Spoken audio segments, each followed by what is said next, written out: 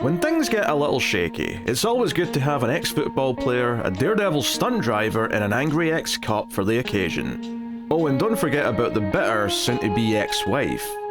We're closing out 70s disaster season with Earthquake.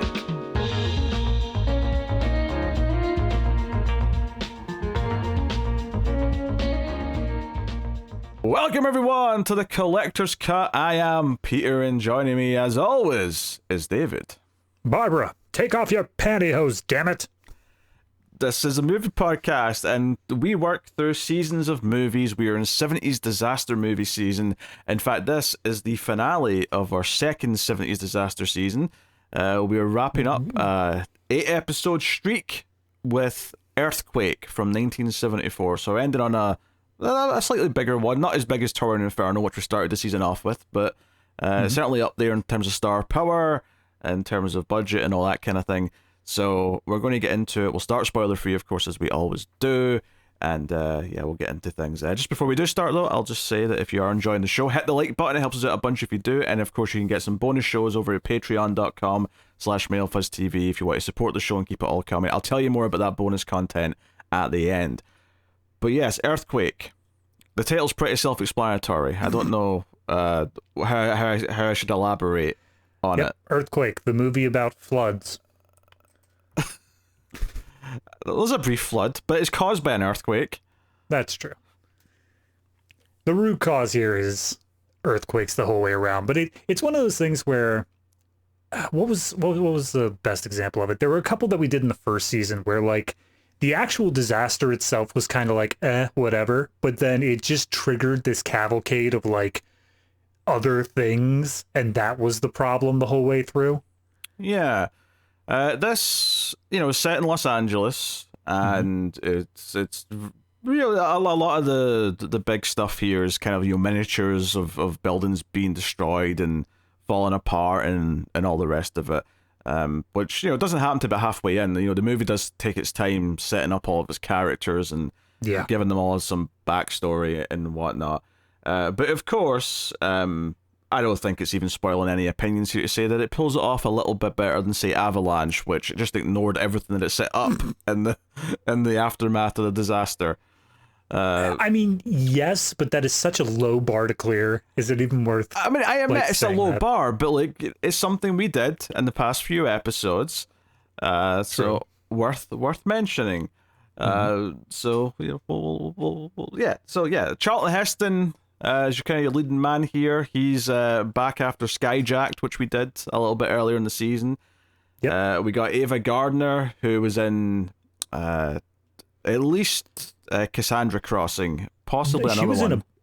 So behind the scenes, I discarded it because it was too complex and annoying, but I made a little like connection chart of all the different stars of all these different 70s movies. She was a central point in that chart. She starred in like 4 of them.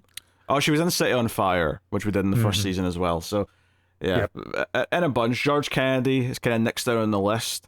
I don't think he's appeared in any of these. However, minor sort of two-step thing here, just worth mentioning. He would later go on to be in the Naked Gun movies with O.J. Simpson, who has appeared in 2 other of these disaster movies. So there you go. There's a whole web here. There's a tangled web.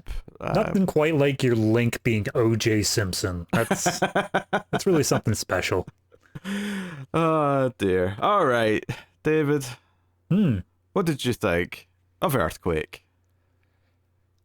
I thought it was very well made. I think that they did a really good job with the miniatures, and then all the different after effects and like special effects and stuff like that, all really done well. But like I could not bring myself to care about more than like 2 of these characters. I think they stretched the number of characters way too wide and then moved way too slow through maybe like 2 or 3 of the plots. It basically the first 45 minutes of this movie, like you said, is all character setup. And I was engaged. I was trying to stay engaged with the characters they were presenting me, but they just kept adding more and more and more. And by the time that the disaster actually hits, we thin out maybe like 2/3 of them, and then the rest of them that are there just, I don't know. I was only really interested in maybe one or two of them in total. So I think it looks great, but I couldn't bring myself to care for most of it. That's fair. I think I'm slightly more positive, but I will say the back half has some fun stuff in it, and there's I think the initial destruction is really good, and then there's a couple of specific set pieces that are caused by aftershocks or something there's something. And to be fair, you know, we crack jokes sometimes with these disaster movies how they keep finding new things to have problems with. I think this one doesn't really have that problem too much in that earthquakes make sense. They usually have aftershocks, so one of those is fine. And then the one other thing that happens right at the very end, which I won't spoil, is set up right from the start of the movie. Like they're constantly bringing it up throughout the whole movie as a potential problem. So it's well established by the time it happens, so it never just feels like an out of nowhere thing. Yeah, I don't think this movie did the going out and finding problems sort of thing. It always felt like a natural progression of, okay, an earthquake happened. These are things that would also be happening. And it feels like it's a natural progression there. I don't have a problem with any of that. Yeah. I think my issue with the second half is more just a structural thing where I didn't feel like it crescendoed to a dramatic point, and maybe part of that is because you don't really care about the characters as much as you would probably want to.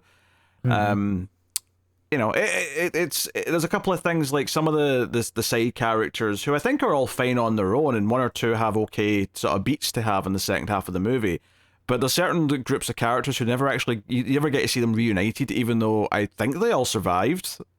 So that was a bit strange in a couple of cases, but yeah, no, I mean it's I don't know. It's such a strange thing because by the books, out of everything that we've said over the past 2 seasons, I should really like this. I should really like the fact that they took their time, they established the characters, they really dove into like what was going on with them. All the special effects and stuff were very well done, but there's just something that I'm not sure what exactly it is, but I just never quite got that emotional resonance and really cared about the relationships between these characters. And this is, in terms of the way that previous movies set up, usually there's like a central focal point character, and then all of the character relations kind of branch out from them.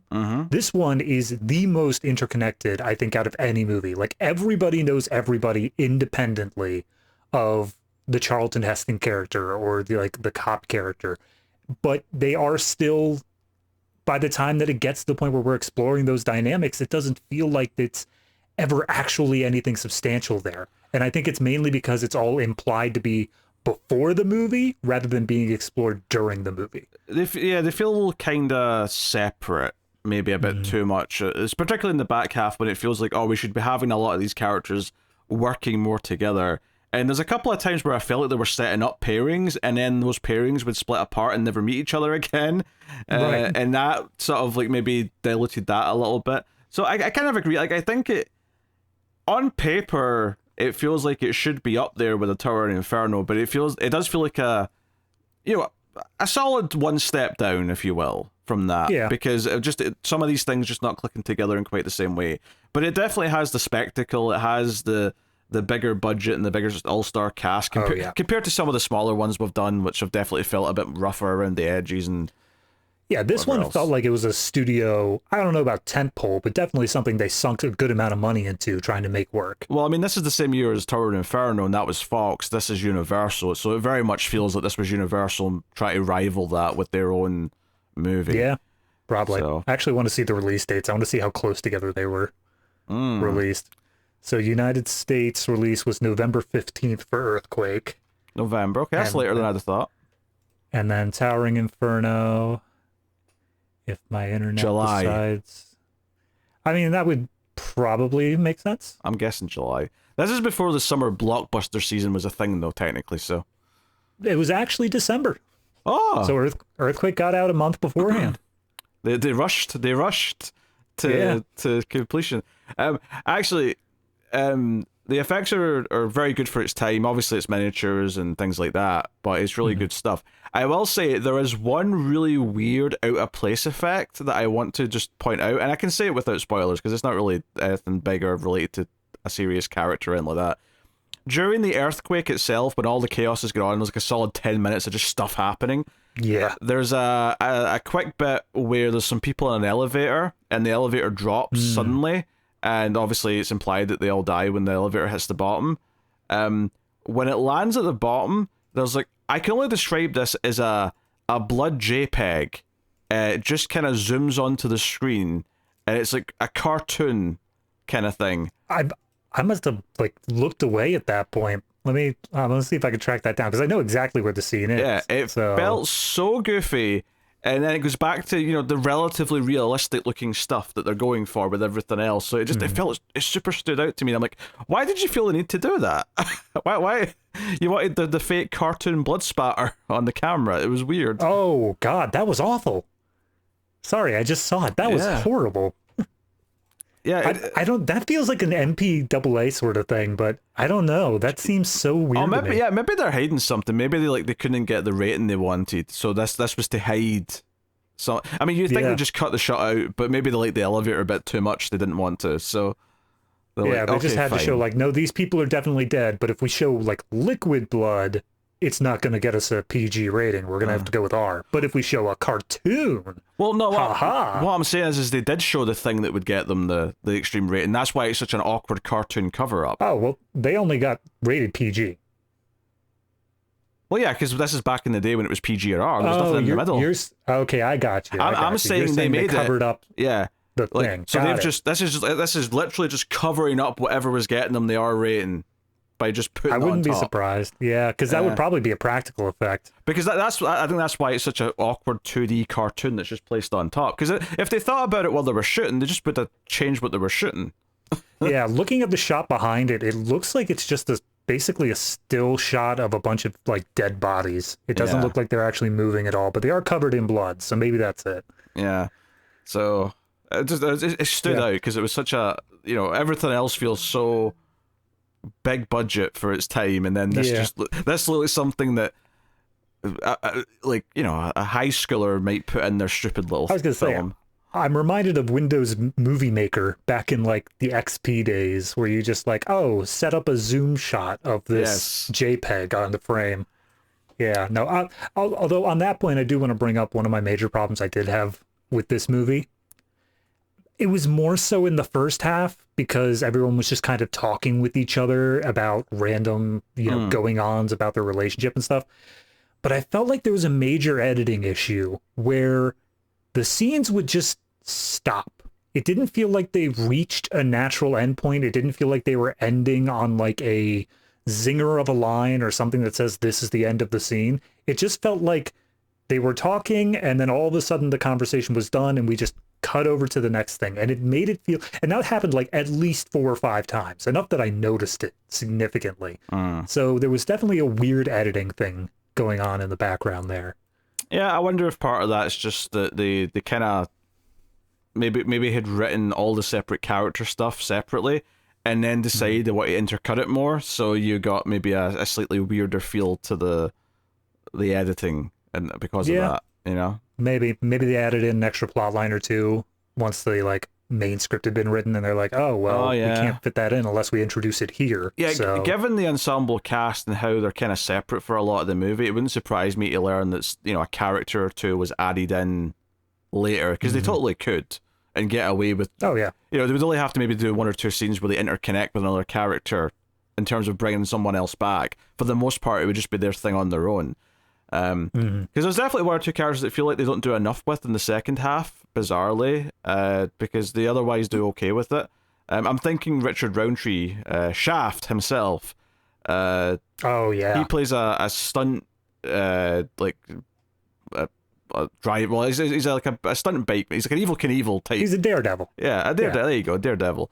And I thought, they're setting this up because he's going to pull off some fancy moves in a building or something, to get to someone dangerous to save them or something.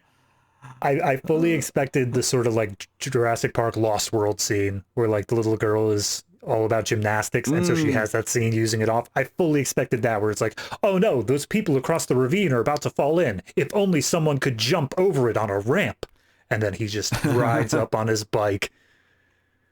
Yeah, I thought they were going to use it more, and they really don't, which made me think that they cut something out. That there was maybe some more with him that they had cut. Maybe they just want to get, because it is almost exactly 2 hours. I wonder if they were like, no, this needs to get down to 2 hours. Obviously, Towering Inferno did not have that concern, but I mean, I don't know. Back in the day, how long did a movie stay in theaters for back in the 70s? Did they want to have more screening times, even in December when Towering Inferno came out?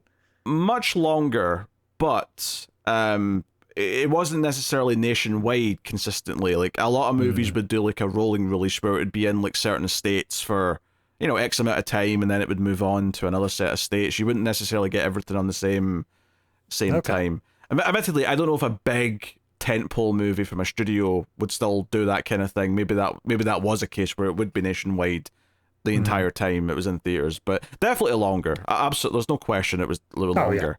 I mean, this was before home media where people could expect to see it again. So yeah, there was more reasons to go back and see it, because you knew that once it left, that was it until it aired on TV, maybe at some point. Right.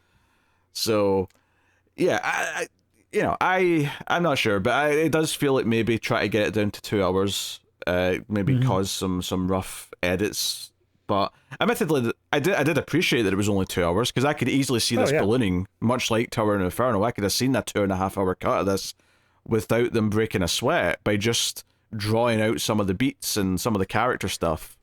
Yeah, I mean, it's that trade-off of, would I rather an extra half hour and theoretically I am more endeared to the characters, or would I rather it be a bit shorter and they just tell the story as is? And honestly, I think in this case, they did a lot of character work in the first half. I don't think they could have endeared me any more than I was going to be without just rewriting it wholly. So yeah, that's fair. I think this is as long as it needed to be. Yeah, I think that's fair. As far as the cast go, I mean, Charlton Heston is Charlton Heston. I feel like he just plays the same guy in every movie I see him in.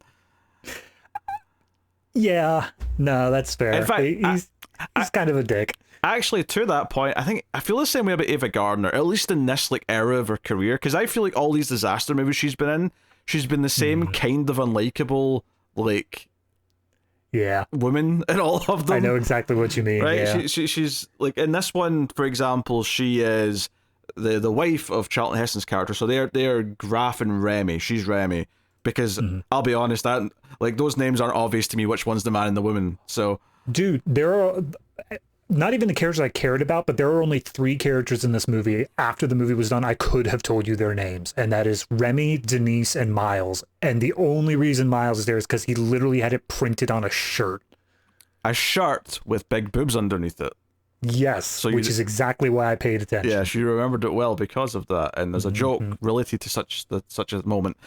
Joke that goes on for like 5 minutes. It's insanely long. It's a joke that's almost like, what's so funny about that joke is that it obviously it's not as extreme as this, but it's in the same kind of thinking and like lane as the joke from Borat, where he's like, this is my sister, she's number 3 prostitute in all of Kazakhstan. Yeah. It's kind of a similar joke in a weird way. Obviously much safer than that, don't get me wrong. Oh, yeah. But still, it's funny. We'll talk about that in spoilers, the specifics of it. I think, here she's the wife of him, but they have a really unhappy marriage, and she is... I mean, at the start of the movie, it just feels like she is constantly... She literally fakes a suicide attempt in the first 5 minutes of the movie just to get his sympathy. I mean, we'll talk about it, but that scene threw me for such a loop, man. I was like, what kind of movie am I getting here when that's the like second scene in the movie? Yeah, it is definitely a strong character moment to start on, because you're like, okay, all right, this is not a happy marriage. We can tell that for at least. But I'll put it this way, like, a lot of the plot of this movie is that Graf, Heston's character, has another love interest that sort of develops over the course of the movie, and at no point, honestly, do I think the audience ever, like, I don't think the audience ever side with the wife. Like, I think the audience is like, yeah, no, this is healthier for you. Like, this other woman's a better choice, even though you're technically still married.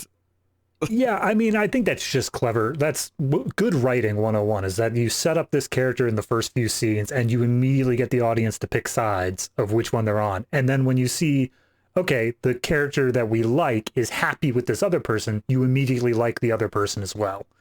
Yeah. So it's good character writing in that regard.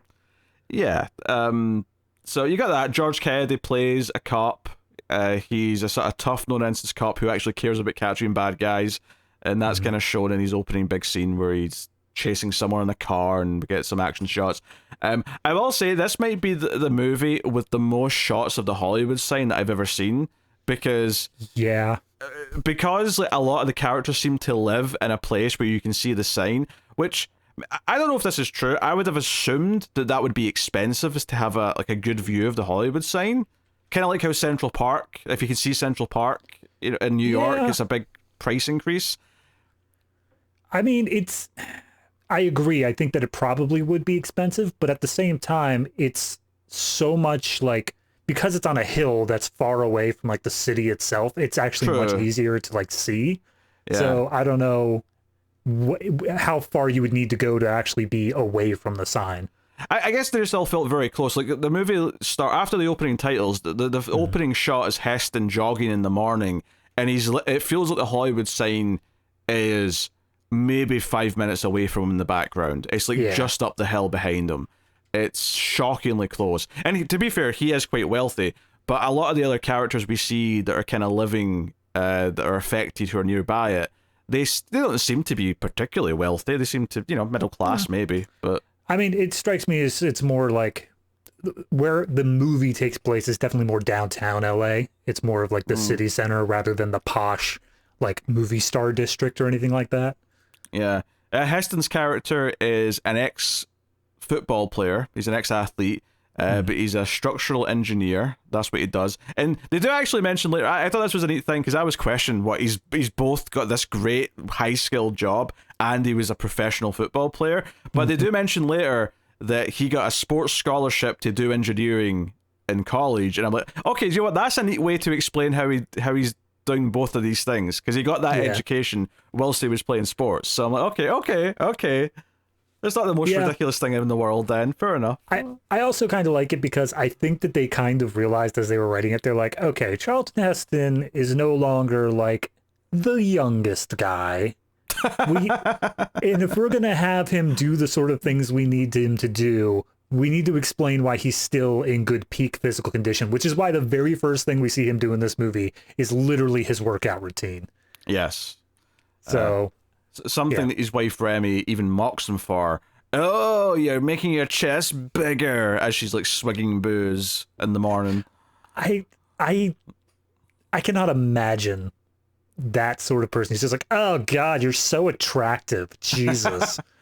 Yeah. Honestly, as much as you said, like the writers making us pick a side is good writing, and I agree to a point, but I also think the way Ava Gardner's character is written to be so thoroughly unlikable is almost like an attack on her personally. Yeah, well, I think they go so far into that direction of making her unlikable that it actually makes me confused as to how that plot wraps up at the end. Oh, sure, yeah. We'll get to, but like it doesn't make sense to me. Yeah, we'll get to that. I have thoughts on that as well. Because I had seen this before, but I didn't really remember that much of it, so it was mostly a fresh viewing. Right. But I did not remember how it ended specifically, and I was like, wait, surely they're about to show us... Oh, wait, no. Okay. Oh, okay. Yeah. All right. Surely, here's the reveal. No. Credits are rolling? Okay, fair enough. Yeah. I guess that's it. I guess that's what we're doing. Yeah, so... and there's some other characters that we'll mention a bit more prominently as we're talking about the movie. But...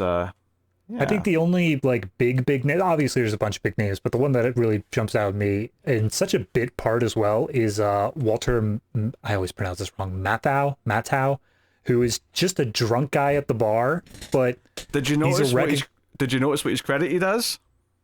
Drunk. No. Like... Oh no, wait, sorry. As Walter, what is that?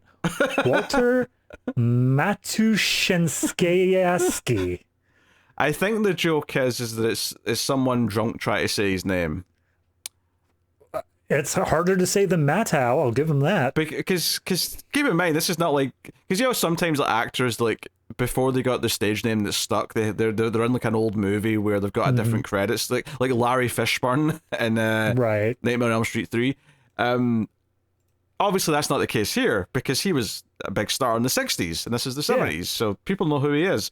I think it's just a joke. I think it's just he's playing a drunk, so his name is spelled like a drunk person might try and say it. I guess.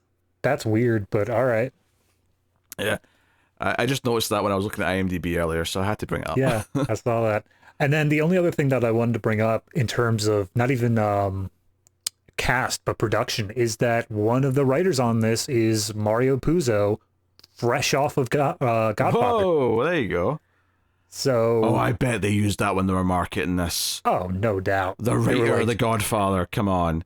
Yep, they were like, oh yeah, you guys love Godfather so much, come on in. This has nothing to do with that. Yeah, I looked up the director and I recognized almost nothing that he'd done. However, funnily enough, his very first movie back in like the 40s was a film called The Seventh Victim, which I did see just last year. Oh. So just a weird coincidence that I just happened to see that. But very prolific though, in the sense that he had like 30 movies to his name, director-wise. So it definitely looks like, I mean, this was his second to last one, so... He was wrapping up, yeah. Yeah.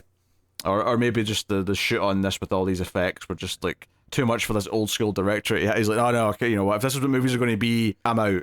I'm done. Yep. I'm not doing all. But these I'll do one more disaster movie in terms of Avalanche Express, which in fairness, I don't know if that's disaster or if it's just using because I clicked on it to check because I saw that word avalanche. It's about a KG. It's like a thriller on a train with like a KGB agent and stuff. I think it's just called Avalanche Express. I assume because maybe it goes through some snowy mountains. Maybe it's a risk that it might happen.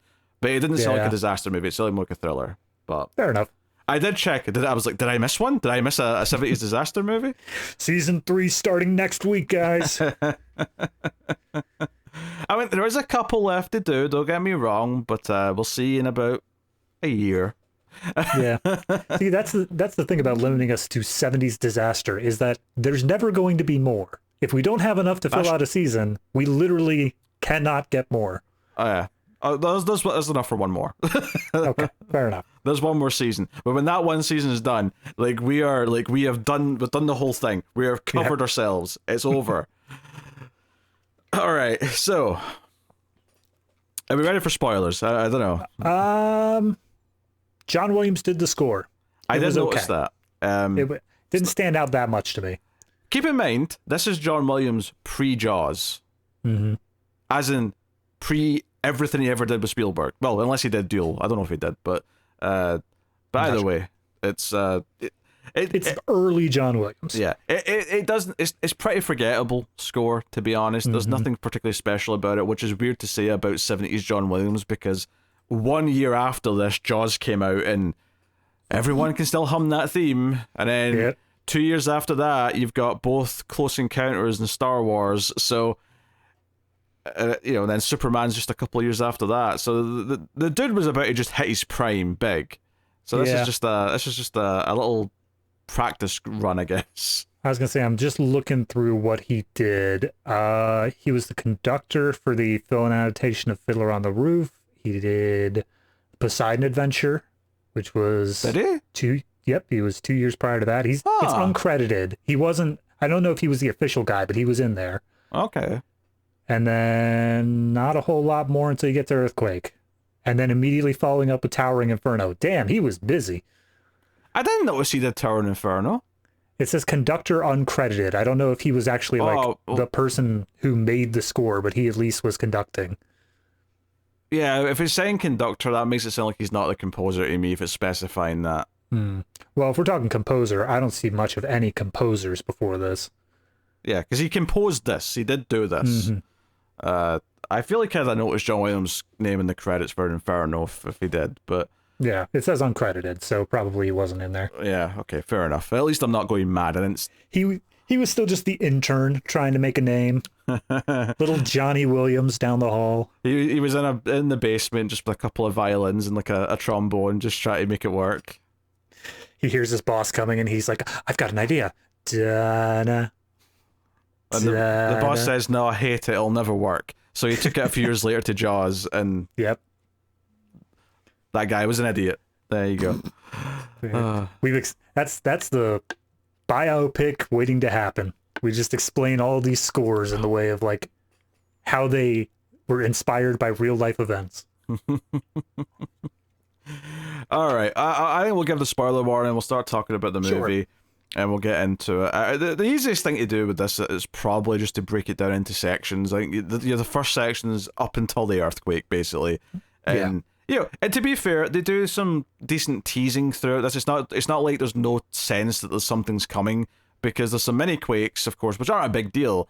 But you've got the seismologists talking about it. This guy's like predicting that there's going to be a big one based on the activity. And it's like, okay, so they're building up to it. And then the other thing they're doing to set up disaster for later is the dam inspectors and the idea that they're keeping an eye on this dam.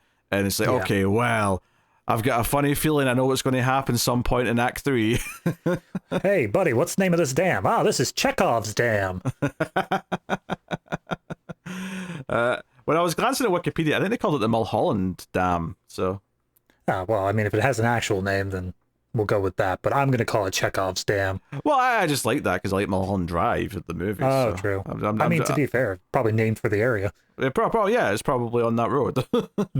Assuming there's really a dam there in that location. I mean, I don't know how much this is just made up for the movie, because it might be. Beats me. Yeah. I don't know. I don't know if we're at the era yet where actual buildings would want to have them represented as being destroyed in a movie. I feel like these days they'd love that. Like, turns out no, Mulholland Dam is an actual thing. Fair enough. Yep. Fair enough. The dam that forms the Hollywood Reservoir. All right. There you go. We've learned something today. And then they blew it up. I've got a funny feeling that was a miniature in the movie. Nah. I wouldn't be surprised if they actually shot some of the scenes on location for like walking on top of it, because that seems a bit complicated to get done. But yeah, I think when they blew it up, you might be right. But let me just check the history of the dam real quick to make sure it doesn't say in 1974 we blew it up and rebuilt it. I mean, what do you do with all that water while you're rebuilding the dam? We saw what happened to all that water. Very good. Very good. So we're introduced to Heston and the wife, as we said. We sort of already talked about their thing. I guess just to go into a bit more detail about the whole fake suicide thing, is that she's arguing with him before he leaves, and it turns out later actually where he's going before work is actually to the woman that she suspects he's having an affair with, who it turns out he is starting one with, although he's not yet. And I believe him when he says that nothing's actually happened as of yet. Clearly the wife is just picking up on the fact that there's actually an attraction there, that obviously he's not fulfilled in the marriage because they're horrible to each other. But he comes out the shower and he comes in and he's dressed for work, and she is on the bed kind of like effectively having like some sort of seizure, and there's an empty bottle of pills, and he picks up a phone and he's like, "Oh, Jim, she's done it again. Phone the ambulance, will you?" I love that bit because he picks up the phone and you expect him to call 911, and then the first thing is just like, "Hey, my bitch wife just tried to kill herself again, Jim. Can you handle that?" And I'm like, Jesus. And then the first little earthquake, this is just a tease for later, happens, and when it happens, she gets scared and jumps up out the bed and like runs to him, and he just gives her this look like, "You bitch." Do you understand that I just called 911 for a false crime? Oh dear. So I mean, this is the point where it's like, okay, all right. I mean, the audience has been thoroughly introduced to the devious nature of this person, and we can go from there. But we're introduced to Denise, who's the young woman that he's going to see, and she's got a young son. There's a bit of backstory here that they do kind of mention briefly when they're at the work talking about various things. But it turns out this young woman, Denise, is a widow, and the guy who was her husband was someone that worked with Heston, and Heston felt responsible for his death because he approved the project that led to like where this guy was killed. It was like a gas mains or something went up at a work site, and the guy died, and he feels responsible, and he's been checking in on the wife for like a year or whatever it's been. And seemingly, yeah, it's obviously there's some flirtation. And if you're not sure there's flirtation in their first scene together, right? Because he's there to drop off a signed football for the kid, and he's all very happy about that. And she's like, "Oh, hey, I've got a movie part again." And this the implication being that this is the first time she's been working again since her husband died. Maybe she's taken a year off because she's been grieving, whatever. Yeah. And she's like, "Oh yeah, I've got this movie part. It's only a few days and it's only a couple of scenes, but I'm excited. It makes me feel like I can do things again." And it's all very nice. The scene makes sense. And then he sits down because she gives him some coffee, and he's like, "Oh, is this the script here?" And she's like, "Yeah, would you like to run some lines with me?" And so they do a couple of lines, and she's explaining the character, and she's explaining the character that he's kind of reading lines for. And then out of nowhere, she says, "Yeah, my character's a nymphomaniac." And then he just the look he gives her when she says that, he's got this excitement on his face that I can only describe as just horn dog. Well, the follow-up line's even better. He's like, "Oh yeah, my character's a nymphomaniac, and the director likes to typecast." But then she's like, "But don't worry, I'm not actually that bad. Like I'm no saint, but I'm also no nymphomaniac." And then Charlton Heston at age 53 stands up. And he's because it's like, what's the male word for a nymphomaniac? And they'd say that sale, I think they said. Satyr. That was what. Okay, I'd never heard that before because I was almost practically yelling at the screen, "A pervert." Yep, that's what it is. I think pervert's the gender neutral term, but yes. True. But no, Satyr's a mythological figure, as is Nympho. That's fair enough. A wood nymph is a creature, so a satyr is the male equivalent. I can't imagine why that media loves to bring up the word nymphomaniac way more than it does the male equivalent. It feels like it comes up a lot, so much so that I would never even have to think about it. If you said, "Oh, what's a word that describes a woman who's like really into sex?" I'd be like, nymphomaniac. Like it would just roll right off my tongue. You say, "What's the male version of that?" Everyone? Majority. All of them. Well, I think it's also because the satyr is like a goat creature as well, so it's nowhere near as pleasant to think about. Ah, yes. That explains Tim. Right, hold on. Let me just say, in Greek mythology, a satyr, also known as a bunch of other stuff, is a male nature spirit with ears and a tail resembling those of a horse, as well as a permanent, exaggerated erection. So, yeah. I mean, there's a Viagra joke in here somewhere, but I'll just leave it. So anyway, you can't deny that this isn't even flirting. That's because like innocent flirting would be like being nice to each other and like him being helpful and her being smiley and thanking him and so on and stuff like that. This is straight up like, we want to talk dirty to each other, but we're just not comfortable just jumping in yet. We're testing the boundaries here. Oh yeah, no, she's doing this whole thing. She says towards the end of the scene that she's running late for a scene, but she is doing this entire thing in just like her bathrobe, essentially. And I was fully waiting for the point where she was going to be like, "Oh no, I forgot to wear underwear under this." Like, it's 100%. It just seems like they're about to get it on, because like they even send the kid off as soon as Charlton Heston gets there. It's just like, "All right, you need to go to school, bye." And then it's just them alone in the house, and I'm like, all right, well, we know what's happening here. Yes, but no, he goes off to work. It's all on the up and up. It turns out that his boss is his father-in-law, which makes this whole thing a bit awkward, one might say. Yeah, a little bit.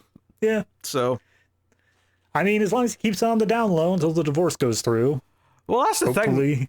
The father-in-law seems to have an understanding that the marriage isn't that great, and one of the big plot points in the first half is that the wife, Remy, goes to her father and says, "Give him a promotion so that he'll like stay." Because as it currently stands, he's actually going to, like, I think it was Oregon for like the summer to do a project. He's going to like be on site working and doing stuff.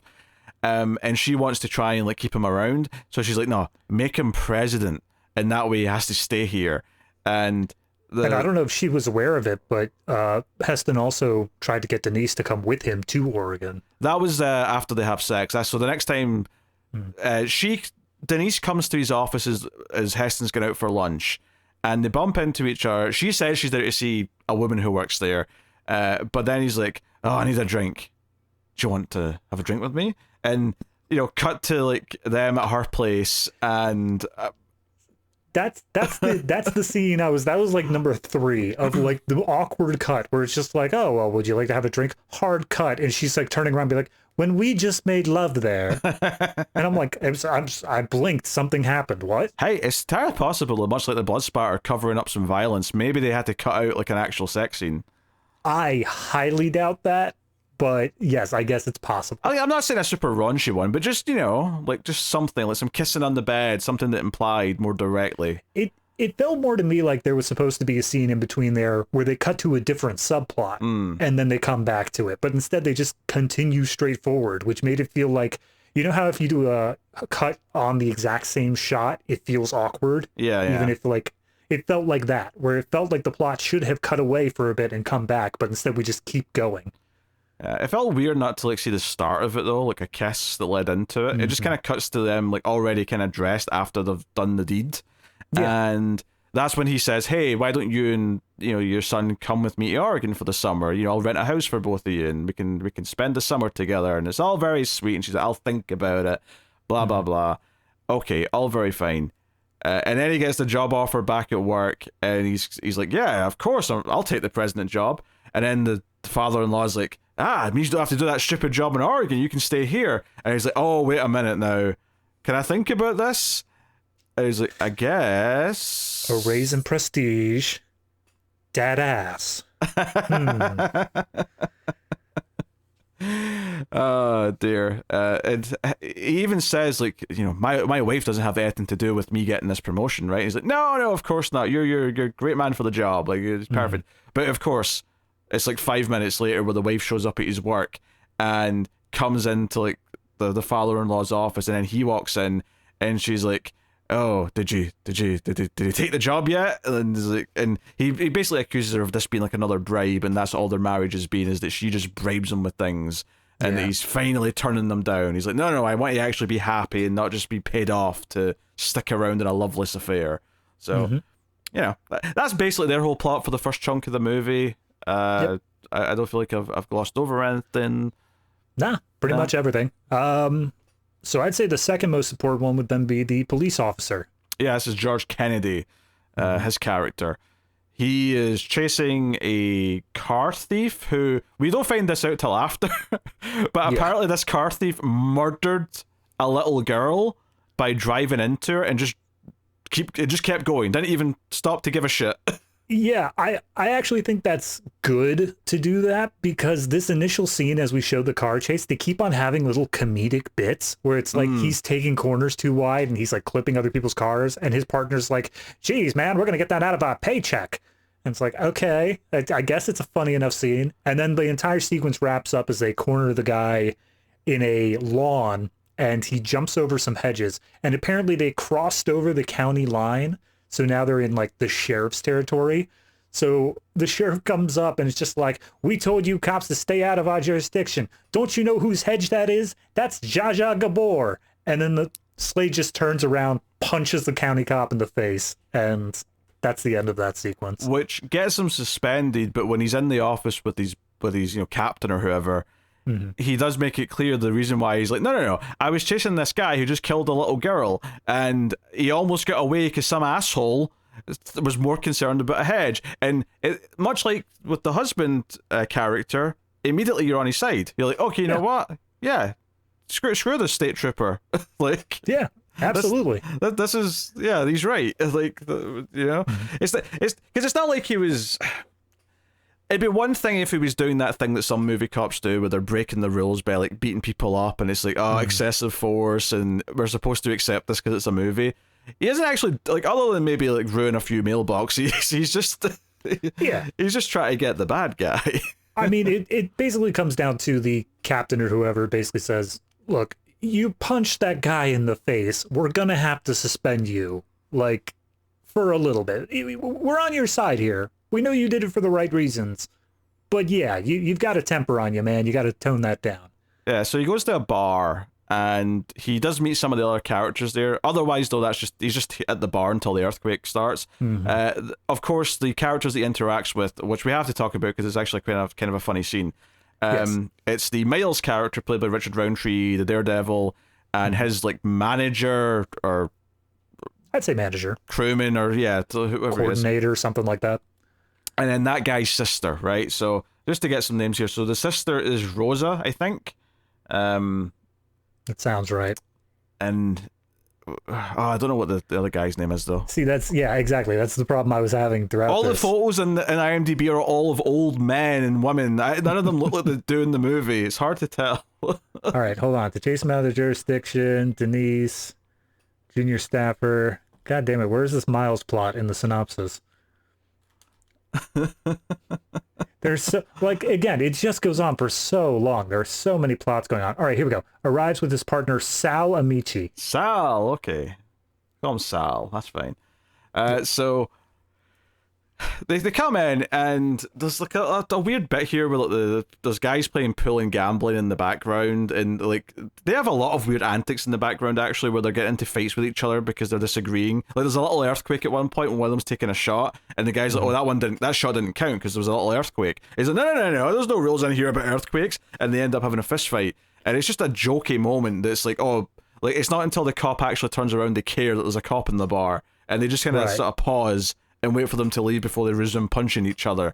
It's like a weird little gag. Yeah. But when Miles and his partner Sal and Sal's sister Rosa come in, the guys at the pool table was like, "Hey, Miles, you owe us money." And he doesn't really want to give it over, but he does. And he's like, "Oh shit, we need money for the bike to do the stunts. I'm 10 need some short." NOS, man. So he asked George Kennedy, the cop. He's like, "Hey, please, man." And they know each other. It's not like he's a stranger. He knows him. He's already calling them by name and stuff. Apparently, George Kennedy arrested him years back, and they've just been buddy ever since. So he's like, "Hey, come on, just loan me 10. I'll give it back to you tomorrow. Like, we need it, right? It's important." And he kind of tries to say no, and then the conversation shifts to, "Oh, hey, we're making a big effort with this show. We've got a guy from Vegas coming in. It's like to sort of audition us, and we're going to get this bigger platform. And to go along with this, we've got branding. We've even got T-shirts. Hey, show your T-shirt." And Rosa opens her coat, and she's not wearing a bra. It's just this tight T-shirt on her. Yep. Right? And George Kennedy's just staring, and as he's staring, he just keeps handing dollar bills to Richard Roundtree, and Richard Roundtree's just sort of staring back and then counting his money as he does it. And it is slightly amusing. It's a really sort of weird, it feels like a joke that would come out of the Naked Gun franchise or something. It feels like that kind of humor. And this is before that, which is funny actually. It does feel like a Naked Gun joke. This was actually also here is where they're talking about how they need Rosa there because and it's Sal that says this. "Oh yeah, hey, if you've got a show like this, you need at least one hot babe standing around to give it some sex appeal." And then Rosa looks at him and goes, "I'm your sister." And I actually thought that was quite funny. Oh yeah, I especially love the follow-up where she suggests some other woman, and he's like, "Yeah, well, she's got a flat chest," and then Rosa's like, "Got me there, guess I'm in." Which is why I was saying earlier, it's kind of along the lines of the Borat sister joke, because he's just basically saying, "Yeah, my sister's hot, she's got big boobs, so we're going to use her in this capacity." Yeah, I don't think it's ever pushed into the weird area unless you think about it for too long. Yeah, it's a quick snipe of a little joke, and then we move on. It just makes Sal feel more sleazy, as in he's willing to sell out his own sister for that. But yeah, Sal's not even that much of a character though. He's not. He's just kind of around for a couple of bits. So talking about Rosa though, let's talk about this grocery store that we see every once in a while. All right, okay. So it took me a second to realize this was Rosa because this was such a different setting. I didn't get that this was one of the other characters from another scene that had come into it. But yeah, it's Rosa's buying some stuff, which doesn't tie into anything she's doing with the other characters in her just grocery shopping plot in general. But she's grocery shopping somewhere in this day, and she gets to the checkout, and I guess this is also feeding into the fact that the three of them as a trio don't have any money left. But she goes to pay for her groceries. The cashier says, $22.70, whatever, and she's like, "Oh crap, I don't have quite enough," and she's like, "Oh, I'm sorry, I'll put the stuff back," and the supervisor, right, at the store, who's got this mustache and kind of big blonde curly hair, but he's kind of skinny, right? For those at home who've not seen the movie, think David, but with a mustache and like blonde curly hair, right? I don't like the implication because of where the character ends up, Pete. That's fair. That's fair. Anyway. I can see your point. Anyway, he comes over and he's like, "Oh, that's okay, honey. You can just, bring us in next time you're in." And she's like, "Oh, thank you." And obviously it's a nice gesture, but it's kind of obvious he's only doing it because he thinks she's hot. So there's just a slight sleazy undertone to it. But it's like, okay, no harm done, really, though. It's whatever. Yeah. But but little do we know, this is setting up this character as another sort of subplot for the movie. He's got a whole thing which we don't really get to until the first like tremors are about to hit, because I'll just very quickly wrap up this plot because it honestly doesn't amount to much. There's a seismological like research group in the area. They've detected some of these smaller tremors, and there's one kid there who's like a graduate student who, because of this dude's theories, they think, oh, well, we can use this to predict that this much bigger earthquake is coming. And he wants to get that professor in. That professor ends up dying because of one of the smaller tremors. He was like installing some equipment and he got buried alive. He was specifically, he was in a trench at the fission or the line, so he was in the worst possible place to be probably when an earthquake hits.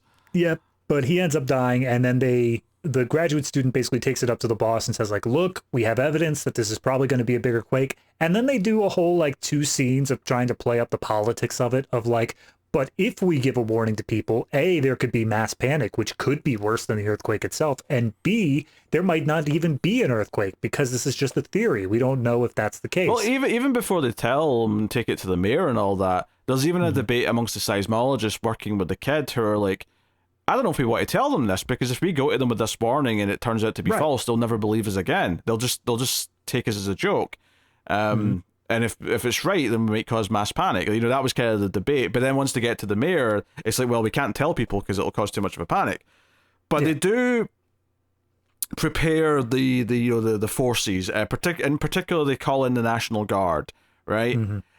Which ties back to this grocery store guy. So the radio's saying, hey, the National Guard's calling all reserves into action, kind of thing. And he perks up. And then the next time we see him, he's going back into his apartment. And this is such a weird little part of his plot, is that there's 3 bullies that live in his apartment building who pick on him. And they walk into his apartment. They follow him in, when he goes in to get his gear, his uniform out. And we see that he's got some weights and stuff, and he's got a lot of photos of muscly men. And the guys come in, they see the photos and throw some homophobic slurs at him, make fun of him. And then they start throwing things at him as he's walking down the stairs. And all I could think was, you're all adults. Why are you acting like 12-year-olds? All right, so yes, all of that is weird, and I agree wholesale. But the part that got me the most is, describe that man again in relation to how I would look as him. What exactly did you say? He had a mustache and long blonde curly hair. Right. So the moment he goes up into his place, he starts pulling out his outfit, and then we see the bullies walk in. The moment that the bullies walk in, he closes the door, and his hair has now been cut into military, straight, flat, nothing there. Not cut, because you see later on it was a wig. Is it a wig? Later on, after he's dead, you see the wig's falling off, and his real hair's there again. Oh, I missed that. Yeah, okay. Yeah. Because that threw me for a loop. I was like, why did his hair change? That makes no sense. Don't get me wrong, the cut's very abrupt and it still feels too quick, but it's much better than he cut it all off. Yeah, that's what I thought happened. I was like, there's no way to justify this in the sense of the movie that he cut his hair and straightened it in that period of time. But actually, I kind of think it's even weirder that, I don't think that was intentional. I think that, they added in the wig shot at the end to explain why his hair was different, because it doesn't make any sense that he would put on a wig for this. I think he had a line when he met up with the other National Guard, or maybe it was with Rosa later on, where he said something about having the appropriate hair for his position. So at the very least, they're acknowledging that it changed because he felt like he was supposed to have the proper haircut kind of thing. But it just feels like, why not have that haircut at the beginning, I guess? That's the part that bothers me. Why did we have him with curly hair if he was just going to change it anyway? To show how dedicated he is to like morphing into his role of National Guard. Because this guy's got some problems. If you want to give the movie credit, fine. No, absolutely. Right, and we'll get to the rest of his stuff after the quake, because it goes some places. Anything else before the quake? Well, back on the Miles plot, we see that he set up this whole like death ramp thing where he's got a wooden rickety looking like loop-de-loop he goes through, and then a circle, and then he jumps through a ring of fire. Yeah, I laughed though, because he has to do 2 attempts, because the first attempt, when he goes to the loop-de-loop, he just kind of falls when he goes up to the top bit, and I thought that was actually really funny. I thought that was one of those scenes, especially after Miles had the thing with showing off Rose's shirt. I thought that Miles was just going to be the 100% like comedy plot throughout the movie, because everything he did was just stupid funny. It was because it like, I can't tell you how dumb this shot looked of him going around the thing and then just boom, flat on his face, and Sal's just like, Jesus Christ, oh God, and he just tries to run in to help. I don't know, it struck a nerve with me that I'm a bit annoyed they didn't keep it going. Yeah, he was always entertaining. Like when we say this was funny, this is not a complaint that it was like ruining the tone. I could have done with more of him in the back half, which and he sadly was kind of missing. Just and for no reason really either. You just don't see what he's doing most of the time. So, but then the only other thing is the dam staff, where as soon as the first tremor happens, they have emergency protocols that they need to go around and check on stuff. And it's just a pair of them. One of them goes around looking for cracks. One of them goes down an elevator in order to see what's going on in the lower rooms. And when the guy finishes looking for cracks, he doesn't find any. He calls up the elevator to go down to see his guy, and it turns out he died down there. It was completely flooded, and he drowned, and the elevator pulls back up his body.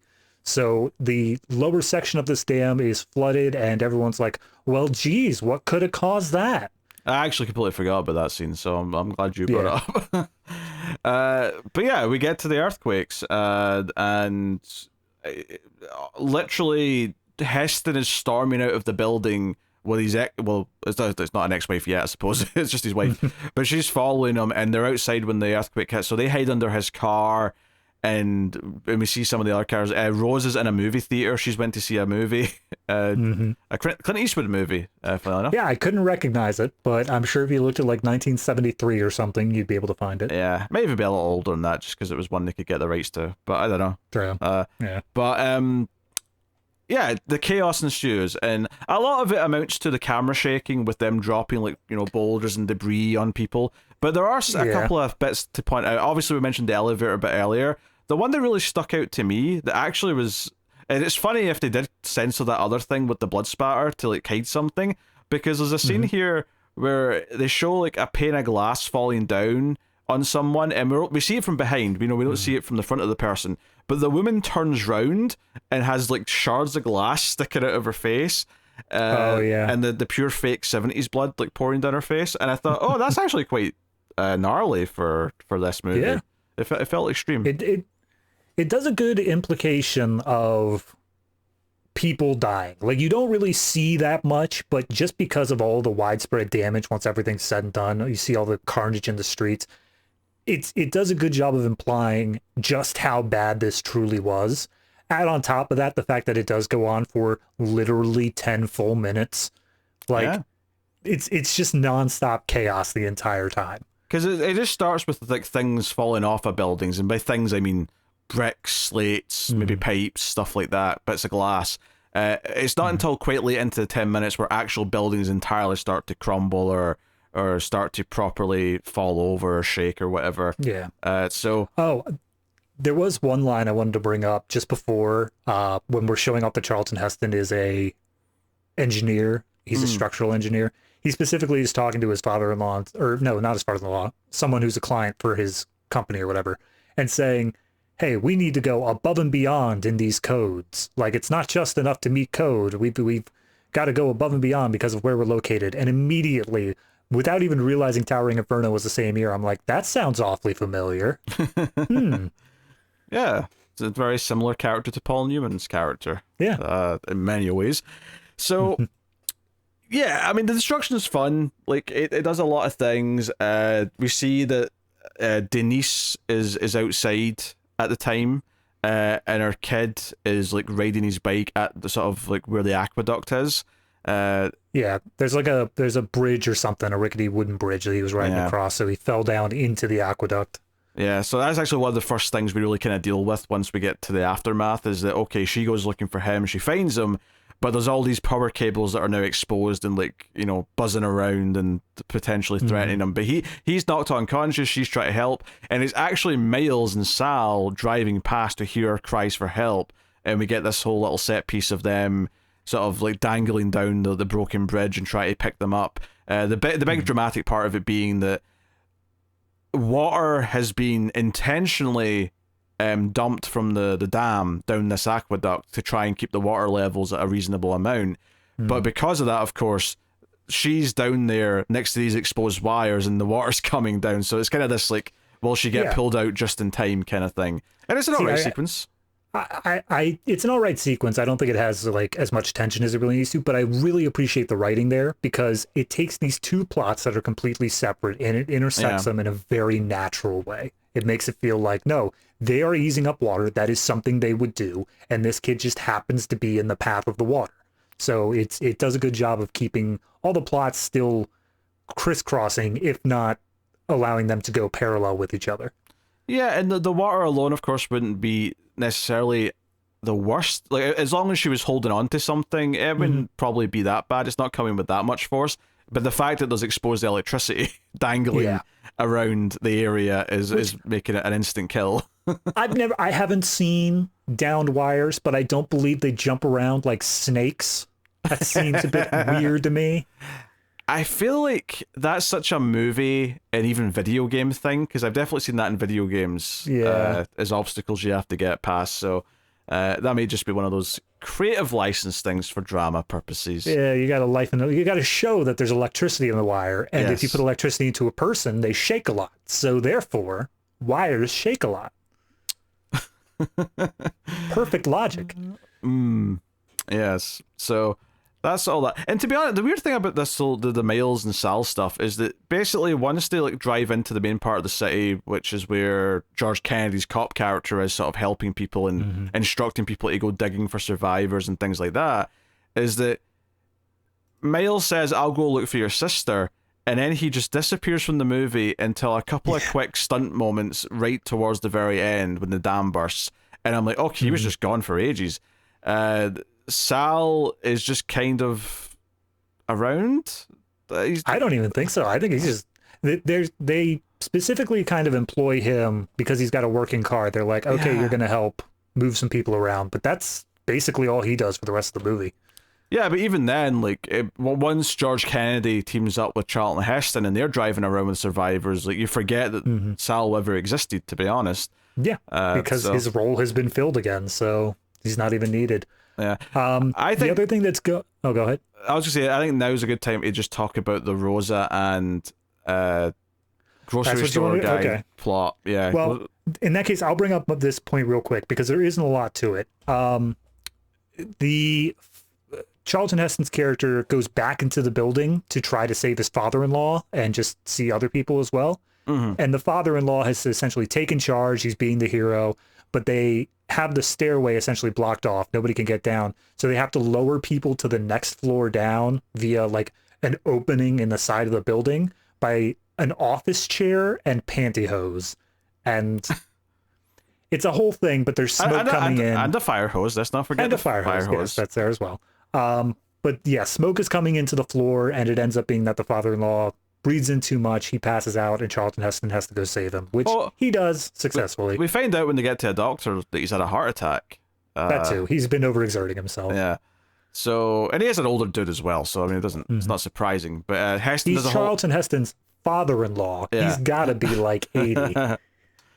Yeah. And to be fair, Ava Gardner's an appropriate age for Heston as well, so yeah, he has to be old.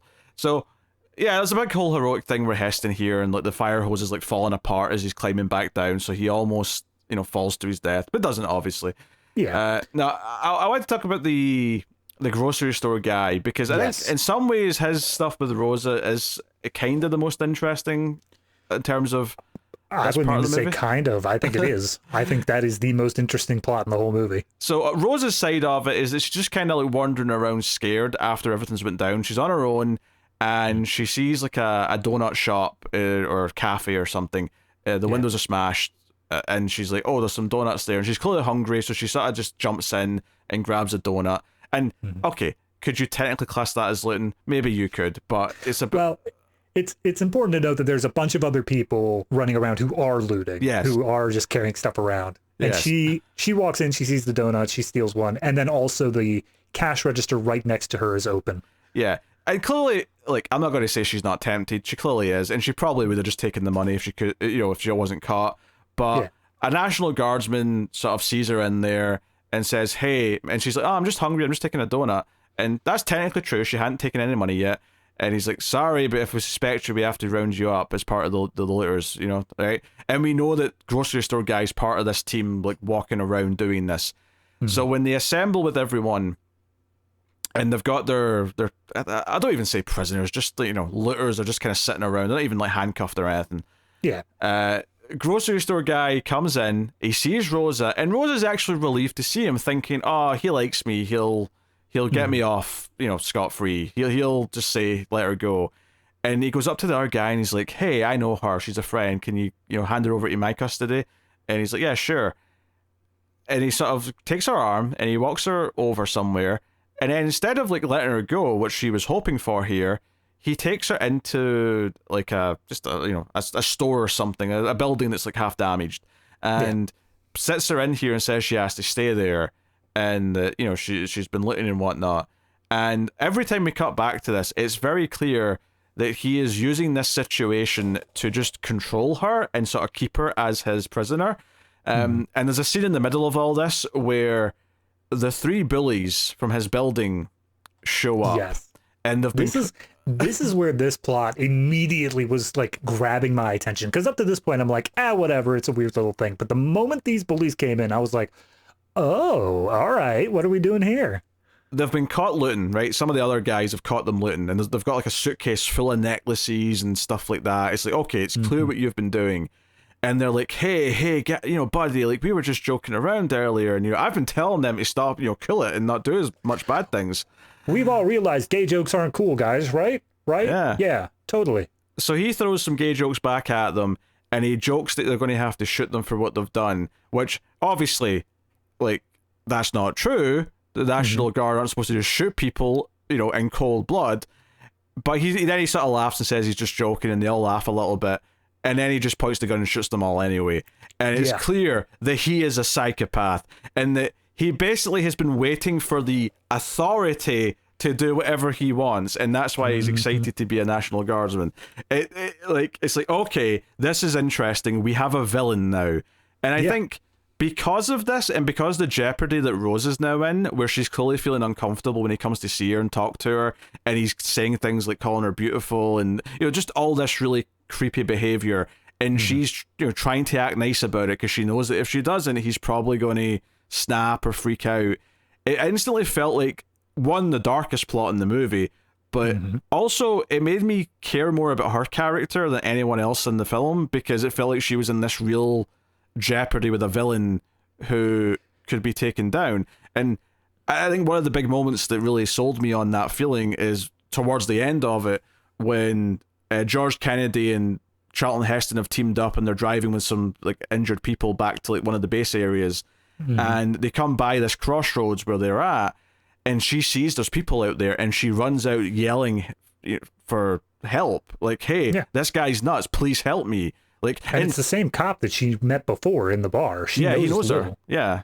And I think this is actually right after as well, that the last time he talked to her, he was sort of like trying to, like, say, hey, it's warm tonight, take off that jacket, and he's trying to, like, I think actually right before they show up, he actually goes to rip her shirt as if he's about to maybe rape her. Like, we're actually at that point. Yeah, she specifically says, "Please don't hurt me," and he's kind of like taken aback. He's like, "What? No, I'm not that kind of person." But she immediately follows up with like, "Oh, I just meant like role play wise. Like I'm not into BDSM stuff, sort of thing." Like she's trying to basically keep him calm and happy long enough to figure out what in the hell she should do here. And as soon as the whole scene with the Charlton Heston and all that comes up, and they start driving away again, all of the other National Guardsmen are like, this guy's nuts. We're going to go get somebody higher up the food chain to take care of him. And I actually think one of the most powerful moments in the movie is because he's pointing a gun at Heston and George Kennedy, them getting back in the truck and kind of slowly backing away and looking really guilty that they're not helping her was actually kind of effective. And like, they clearly want to help her, but like, they're outnumbered here. They've all got guns. But of course, they stop the truck like down the road, and Kennedy gets his gun out, and he's like, "I'm going back." Yeah, I think even without knowing that it was coming, I kind of felt like it was gonna do that. Oh, for sure. I felt like there was no way they weren't gonna do the big hero moment and save her. They had to, yeah. And sure enough, like he comes in and shoots the guy. In fact, actually, I think this is where he rips her shirt. Is because he comes back in to see her after he thinks they're all gone, and that's when he sort of makes his sort of full attack, if you will. Right. And Kennedy shoots him, and she's obviously distraught, hugs him, is thankful. I think I don't know if it's actually kind of like either tasteless that the movie started with her being just like a joke for boobs, right? That was like literally her introduction was, we're going to joke about her having boobs and that she's hot, and then having this plot where it makes her more human by having her sort of show the effect of someone who is just, objectifying her and is looking at her like a sex object. I don't know if that's either kind of smart and kind of nuanced, or if it's just kind of tasteless to start with that and then go into this plot. I don't actually know. Yeah, it feels like one of those things where, like, it fully depends on whether or not it was intentionally written. Because if it wasn't, it's just kind of a happy accident that it's like, oh no, you kind of made a point here about objectification and whatnot. But if the writers were not thinking that, then, I mean, I'm going to go ahead and say I think that Mario Puzo is a smart enough writer that most likely he knew what he was doing there. But it's again, the 70s, it's a different time. I'm not sure. Yeah, I was leaning towards maybe not, which is kind of sad. But then you reminded me it was Puzo who wrote it, and I was like, yeah, he does seem like he's talented. I don't know if he would... But then again, Godfather's mostly about men. So. I was going to say, Godfather's actually not a feminist piece until you hit part 3, and then it gets a little bit confusing. So, but either way, though, it ends up being perhaps the most interesting part of the movie because, and I think it's maybe just because it felt interesting to have an outright kind of villain in one of these movies. Yeah. I mean, you've always had, like, the dick. You've always had the one who, like, is going against the grain or is self-serving or whatever like that. But this is the first guy who, it's not even self-serving. It is actively sabotaging other people. Because they specifically said, like, hey, this is the only road for major parts of the city to be able to get to the hospital. And he's like, screw it. They're going to have to find another way. We've locked this area down. Well, we're not letting anyone through. I think what I like about it is not only just is he a villain in the jeopardy that's created by him holding the woman captive is an actual decent bit of tension, but I think I like the fact that this is the first time in one of these studio like disaster movies, between this, Towering Inferno, Poseidon Adventure, all the big ones that we've done, this is the first one where I think there's a character who's actually happy about the disaster. And, he's relishing that he's getting this authority, that he feels important now. He's getting to shoot whoever he wants. He's getting to victimize whoever he wants. Like, someone who's actually into the fact that this is all happening. I don't think we've had that in any of these, at least the big ones, certainly. Yeah, no, I mean, nothing's really jumping. Obviously, we had... skyjacking, but I think it makes sense that the guy who was hijacking the plane would be happy about that. Yeah, he's already. That's just. Yeah, that's what not he a is. Natural disaster. Yeah. I think you're right. If anything, they should have made more of the back half of the movie about like him putting more people in danger. Like, no, this is the main thing now. After the quake happens, he's the main danger now. But yeah, they could have done like a whole subplot of like basically. There's a martial law enacted, the National Guard is in charge, but what happens when they go too far and they're things do the people of the city, do these neighbors all come together and stand up against them, sort of thing. It's kind of like, yeah, it's hitting on some really cool ideas, but it doesn't, it sort of ends before it has a chance to go super deep with it. Same thing earlier when we're talking about like the politics of like what to do if we think this might happen. It's like, that's actually a really interesting subject to explore, but it's only a couple of quick scenes. It's not really something to delve into all that much. It brings up some interesting topics, but it doesn't fully explore them enough, which, again, I think is an issue of they have so many different characters with so many different plots running that, like, if we explored these things as deeply as we want, we wouldn't have characters like Miles. We wouldn't have characters like the Denise and her son sort of thing, because they don't really fit into those plots as easily. Yeah, Denise and the son are kind of like, that's what Heston's worried about. He wants to go and find them. And when he gets his wife and the father-in-law to this mall that's been used as a makeshift shelter and hospital, he's like, okay, I'm going to go find my girlfriend. And the wife's like, what? Really? Is she more important than me? And he's like, sorry. Drives off. I'm not going to say yes. Bye. And they do the whole thing where she's actually in the truck that's been driven by Sal towards the, because she ends up at the mall that's been used while he's driving away to her place to try and find her. And he ends up just bumping into George Kennedy, and they end up teaming up to help a bunch of sick people. I love Kennedy essentially is like, I'm commandeering your vehicle. I have sick people. You've got a big enough truck that can carry them. And then Heston's like, okay, but it's a manual. And he's like, all right, you can drive. It also says something like it's custom, and he has like three different... three reverse gears and 8 forward ones. And so he like fumbles with the controls for a second. He's like, all right, you're an ambulance driver now. Right, every car I've ever been in, and every car in the UK is manual. It's always 6. There's 6 gears, and the 6th one's reverse. There's 1 through 5 in reverse. That's. Yep. I don't know. What's the 3 different reverse gears? I don't understand. The 3 different reverse gears is the writers saying, how can we justify this cop still needing him around? And there you go. Because all I can think is, why would you want to go faster in reverse? Like, it doesn't make any sense. That actually would have been an awesome scene. That would have, they're like outrunning something and he's got to drive in reverse the whole time. They could have set up a cool thing there with the 3 reverse gears, but no, we don't get that. No. Okay. Anyway, so the big thing is there's an aftershock coming, and it's when everyone's in the mall already. A lot of the people in the mall die when the aftershock hits because the roof collapses, but a lot of them are in the sub-levels, which is where the wife and Denise are with the boys. So all the important characters are all fine, basically. But they're fine, but they're all trapped now. Yes, they're all trapped, and they're running out of air, and if the dam bursts, they're going to be flooded. So and a surprising number of people are like, well, there's nothing we can do. But then Heston's like, no, wait a minute, like... there's definitely going to be a place we can cut into here. Everybody, hold on. I played football in college. Let me take a stab at it. He says he knows the building because he's looked at the the plans and stuff as part of his work. So he goes, he finds a good spot to dig in with a jackhammer, and they make a hole. They start getting people out, and at this point we're kind of ramping up to the finale of the movie. There's a couple of important little beats here. One is that when he comes through the hole for the first time, he sees Denise and instantly hugs her, and then after a few seconds notices his wife's watching with this sad look on her face and gets kind of awkward about it. The big ending to this, though, is that everyone gets out of the mall, but of course they get out into the sewer. That's where they've dug in through to get in. And they're climbing up the sewer, and they think everything's fine, there's no need to rush. But of course, this is when the dam bursts, and the water's like flooding down the hills. It's going through the sewer, so they're kind of like against the time here again.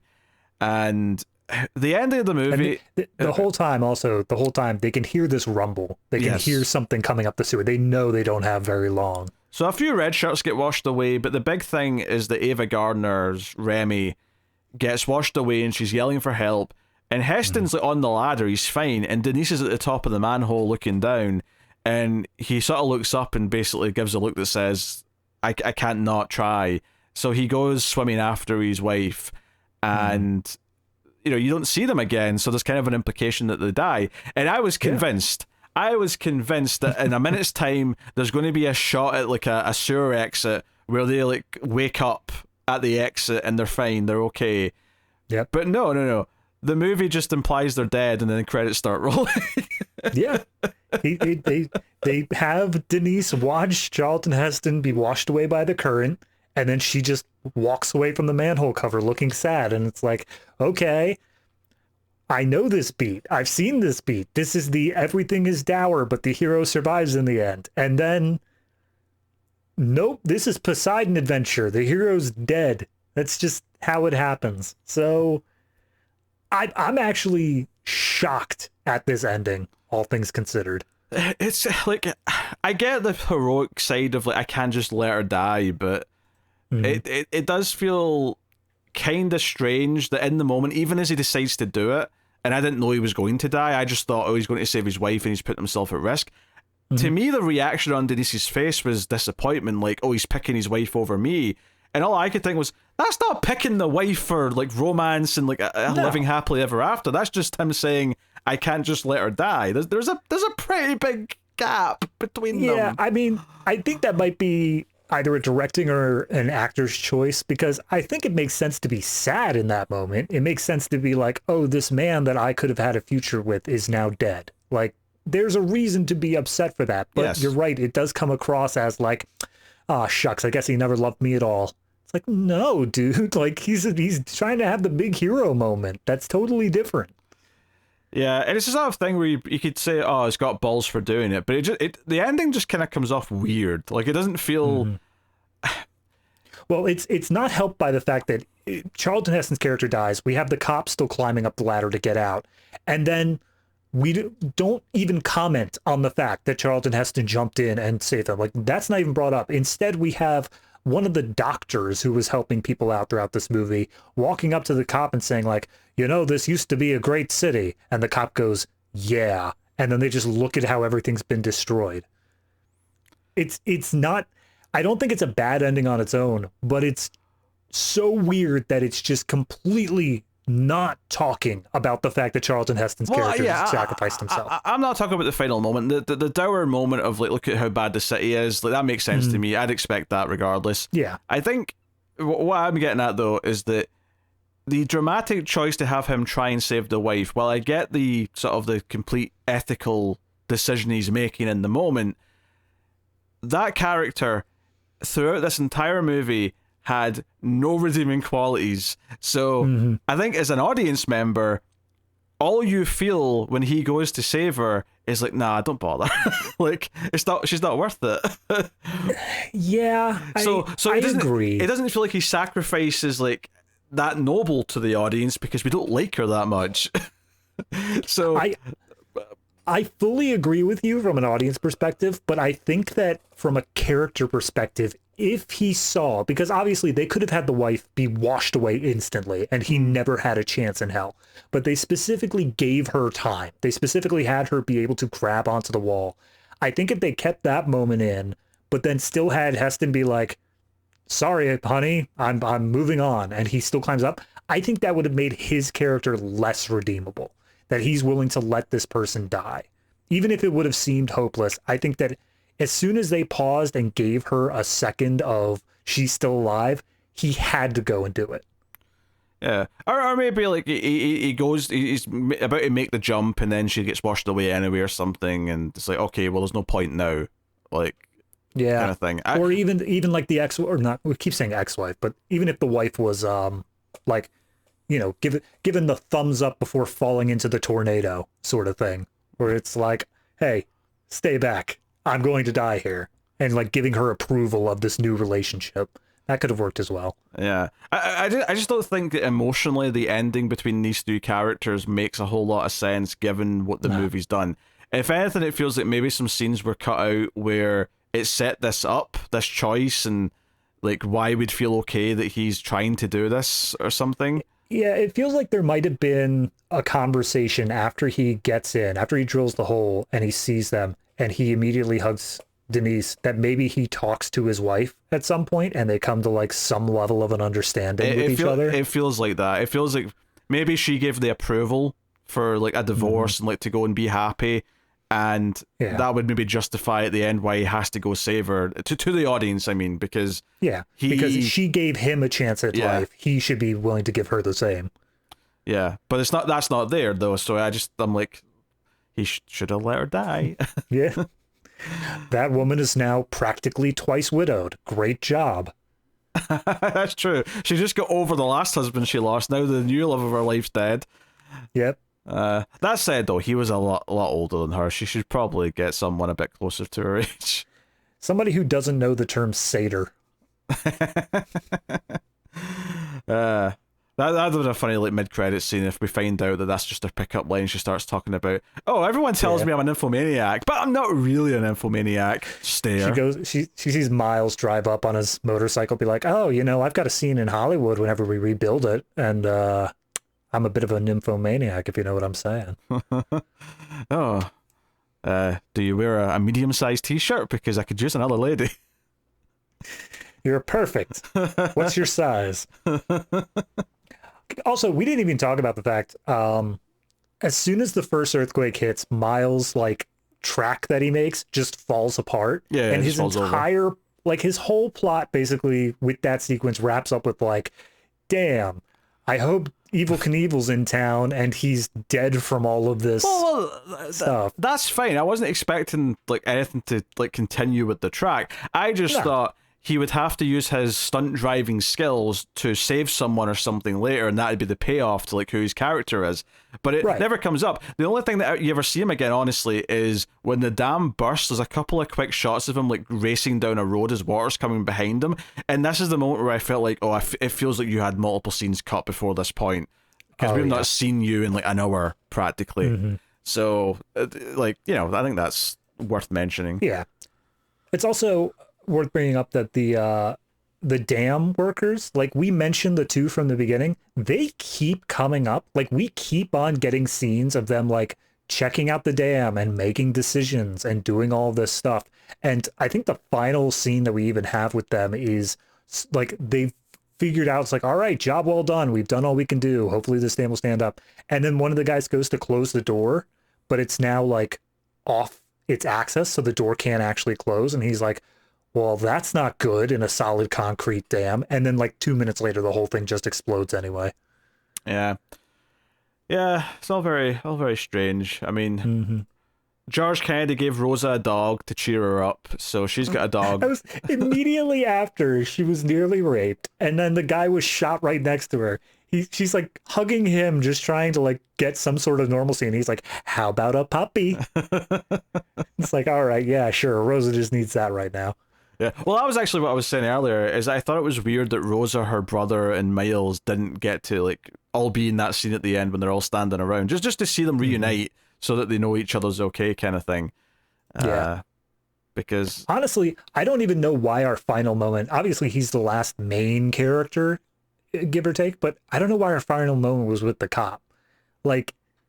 He didn't really feel like he had a huge storyline here. He started out as a cop who wanted to do good, and he ended as a cop who did good. I don't know. I didn't feel like he really changed as a character to the point where when he's looking at all of this stuff, he's like, yeah, no, this was our city, and I should have seen it better than what it was before. But it always felt like he was trying to do his best the whole way through. Yeah, he doesn't really have much of an arc. He has a character because he does have a personality that you can describe. Mm-hmm. He does have clear ideals and how he is, and there's even some gags with him. So he does have personality, but he just doesn't have a story, and I think that's the difference. Yeah, because going back to Towering Inferno, when that movie ended, it made this point of oh, these skyscrapers, they're built too tall and it's dangerous for anybody to be around. That's something that needs to be talked about. This one, they talk about the skyscraper thing, and I think it's even Charlton Heston who says, damn them, why did we build these 40-story buildings? They shouldn't be built around here. But that's said, 45 minutes before the end of the movie, and then by the time you hit the end, it's just about how the entire city is now gone. It is a burned-out husk. It doesn't feel like there was anything that could have actually prevented this. There was no amount of planning that could have saved this city. Thinking about this now, it's making me realize that Towering Inferno was set in San Francisco, which is even more earthquake prone than Los Angeles is. And I'm like, What happens to that huge building when the earthquakes hit? Yeah, it's done. It's gone. But luckily, that was already a month before the building was opened. So I do actually appreciate that you see like Heston he's got like a model of the tech that like is, or at least it shows how a building can be earthquake proof. And I've actually seen this in action. There's some videos online of like Japan when there's an earthquake and you can see the buildings kind of rocking side to side, which looks scary. And I would be scared shitless if I was in one of those buildings when it was doing that. Yeah. But they're designed to do that, and that's what keeps them safe in an earthquake, is they're designed to be able to sort of like absorb the movement and the shock and all that. But you see Heston's got this little model that basically shows that to scale, and it's just this little like structure, and you can see it waving back and forward. He's got like a little like a device at the bottom that simulates relative to its size like different magnitudes of earthquakes. And it's like, hey, this is showing you it's safe, and we have to start putting this in all the buildings so that keep them safe. Yeah. I'm not sure how much help it does when even the one-story buildings seem to be shattered at the end of this, but yeah, exactly. That's what I'm saying. At the end of the movie, it doesn't feel like if even the tiniest buildings are already taken down, it doesn't matter. Like, you couldn't have planned for this. In fact, I think they explicitly said at one point that this thing was like a 9.9 on the Richter scale, which is ridiculously huge. Like, there's nothing they could have done, especially if they wanted to build higher than 3 stories. Is it possible that the smaller buildings only went because the bigger buildings dropped stuff on top of them? Honestly, I'd say so, based off, because that's the thing, is that the end credits are kind of just like a slow pan over the entire city. Like, you get to see all the stuff going on, and a lot of what is shown is fire. Like, there's a lot of buildings on fire here, which it makes sense that, you know, these smaller buildings, they may not have been damaged as, like, you know, the same way like a skyscraper would be, like, fundamentally unsafe to stand anymore. But there are things like gas lines that would be interrupted, they would catch on fire, and they would destroy the building in other ways. For sure. So, yeah. Yeah. I just looked it up. 9.0 to a 9.9 on the Richter scale. It says near total destruction, severe damage or collapse to all buildings, and it happens 1 to 3 times per century. So, got pretty unlucky there, guys. All right, well, let's hope for the best for the fictional version of Los Angeles and earthquake. The movie, it's still a reasonable watch. It kind of falls into that interesting space where it's not completely functional in that it kind of whiffs some of the things that it's doing. And it brings some interesting ideas or topics, but doesn't necessarily explore them fully, like we said. But it's a very easy watch because it is a lot of big stars, and it is a studio production, and it's got, you know, the good miniatures and even some nice matte paintings. Because obviously, when you ever get a big wide shot where you can see a lot of the city being destroyed, it's, you know, it's a painting, it's optical effects, it's stuff like that, and that stuff looks good. It's fun to see. So I would describe this as a very easy watch that I would recommend as a Sunday afternoon. Like, if you want to put something on whilst you're doing something, it's a pretty easy thing to watch, I would say, to do that with. I would agree, and I actually think that it would benefit from it not having your full attention, because like I said, if you try to get really invested in these characters, a lot of their plots kind of don't end up satisfyingly finishing. I think if you're just casually giving it some attention, you tune in and you're seeing like, oh, now they're doing this big set piece, or oh, they're doing this. It's not something that you need to like pay that much attention to figure out how they got here. You just assume the earthquake caused it, and that's about all you need to know. Yeah, it doesn't have all the payoffs that it should by any stretch. It's better than, say, Avalanche, because at least it remembers that some characters know each other and will go looking for each other, so that's important. But it doesn't kill off all of its cast. A lot of them, but not all of them. Yeah, enough that we could still have some people at the final scene. All right, I think we're ready to rate Earthquake. So, what are you giving this out of 10 on the Richter scale? I was gonna make the joke. How dare you take that? Suck it. All right, well, the Earthquake itself may have been a 9.9, but I'm going significantly lower here. I think that this is above average, but looking at the other movies we have done, this is definitely beneath Towering Inferno. So I think overall this is going to be a 6 for me. I agree. 6 is what I would give it as well. Perfectly watchable, easy time. Not mad I watched it by any stretch, but yeah, it's nothing special. It's just sort of, I think it's definitely the oh, maybe I shouldn't say this because it may actually be worth us doing like a ranking of all the disaster movies from the 70s once we've done maybe the third season, and just being like, okay, this is the top 10 kind of Here's thing. how it all comes out. Yeah. So I was about to start kind of ranking half of them to make a point, but I'll just leave it. If you wanna kind of middle ground to that, does it make the cut? It doesn't make the cut. I would argue cutting it close. I think that this is a textbook definition of, like you said, easy Sunday watching. It's not something that's bad, but it's not something that I wouldn't put effort into either. Is that good enough for cutting it close? I guess it probably is. I mean, the other cutting it close we had this season was Juggernaut. So... yeah, okay. Juggernaut was a bit better than this, though, I would say. Yeah, I'd say so. But I also don't feel like it's a cut from the collection level of like bad. It's just... yeah, okay. I'll concur with that. All right. Cutting it close. Straight 6. All right. Well, I did say at the start that we do some bonus shows over in Patreon, so I'll tell you what those are. Every month of Patreon, all patrons get the Criterion Cut, where me and David review a movie from the Criterion Collection. Recently we've done things like Diabolique, we've done Kurosawa movies, a whole bunch of different interesting things. And then at the $5 tier and up, you can get access to the second bonus show that me and David do, which is Extra Reels, which is the opposite of that show, where we review some of the worst things of all time. Sometimes they're so bad they're very entertaining. Sometimes they're just so bad that they're torture.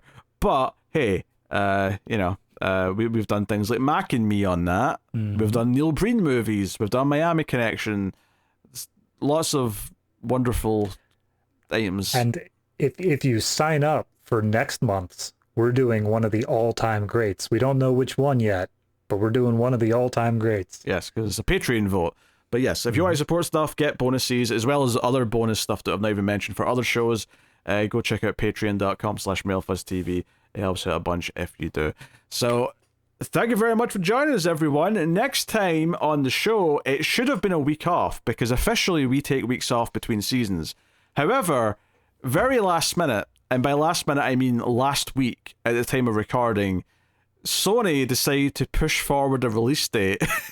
So we have to go straight into the next season next week, so that we're on time for the new movie coming out. So starting next week is the brand new season of Collector's Cut, and that is Ghostbusters.